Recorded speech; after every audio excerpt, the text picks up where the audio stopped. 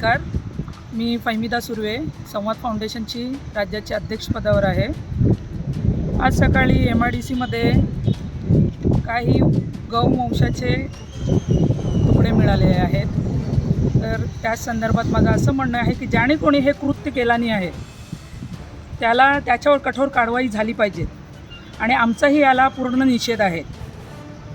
कारण की ह्याच्यामुळे कसं दोन जातीत आज भांडण निर्माण होईल, वाद होतील, उगाचच हा सर्वांना त्रास आहे। तरी माझी प्रशासनाशी अशी माग आहे की ज्याने कोणी हा कृत्य केलेला आहे त्याच्यावर अशी कारवाई करा की ह्याच्या पुढे अशी कोणाची करायची हिंमत झाली नाही पाहिजे। उगाच कशाला आम्हाला हे त्रास।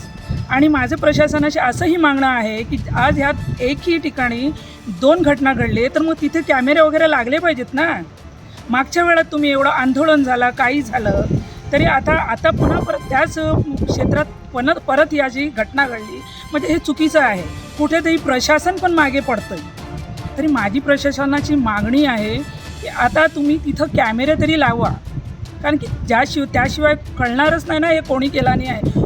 उगाच तरी एखादा नाहक कोणतरी विषयाला निर्दोष त्याच्यात मरतो ठार। तुम्ही एखाद्या निर्दोषाला नेणार पकडून आणि मग हे त्याच्या जातीवर घालणार, हे चुकीचं आहे ना। हे थांबलं पाहिजे आता। तरी माझा ह्याला पूर्ण निषेध आहे। ज्याने कोणी हा त्याला शिक्षा झालीच पाहिजे अशी माझीही मागणी आहे। टाइम्स डिजिटलला लाईक करा, शेअर करा, सबस्क्राईब करा आणि बेल आयकॉन दाबायला विसरू नका।